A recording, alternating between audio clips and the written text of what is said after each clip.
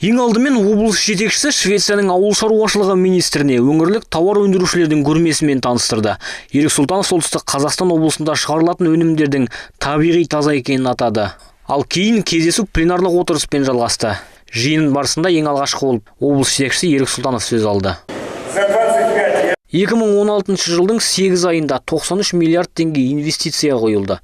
Бүгінгі жиынның да жемісті боларына сенеміз. Инвесторлар жобаларымен танысып, өздеріне ұнағанын табады деп ойлаймын. Алдағы уақытта швециялық бизнесмендер біздің өңірде жұмыс жасауы мүмкін. Өйткені оларды облыстың ауыл шаруашылығы потенциалы қызықтырады.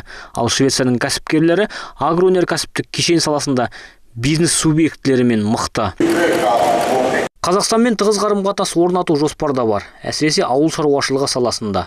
Швецияның бірқатар компаниясы инновациялардың арқасында Еуропа нарығында озықтардың бірі. Облыс әкімінің орынбасары Ратмир Ахметов облыста қаржы құюға болатын салаларды инвесторларға атап берді. Тек ақшамен келіп жұмыс жасау керек. Тіпті барлық құжаттарды рәсімдеу сынды жұмыстарда шетелдік инвесторларға жергілікті билік барынша қолдау жасайды деді. Кездесуге Астанадан Қазақстан Республикасы инвестициялар және даму министрінің бірінші орынбасары да келді.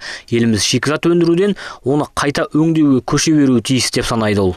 У нас альтернативу курсу, который президент провозгласил в 2009 году, когда сказал, начнем форсированную индустриализацию, у нас просто альтернативы нет.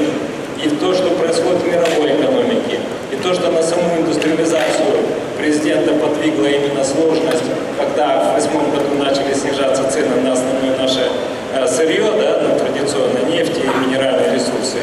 Каждый новый кризис в этих сферах, он подтверждает только, что этот курс был выбран правильно. Пленарлық отырыста сөз алғандардың барлығы да Қазақстан инвестиция құюға қолайлы ел деп инвесторларды қызықтыру басты мақсат болды. Жиын соңында қазақстандық өкілдер мен шетел инвесторлары ынтымақтастық туралы бірқатар меморандумдарға да қол қойып үлгерді.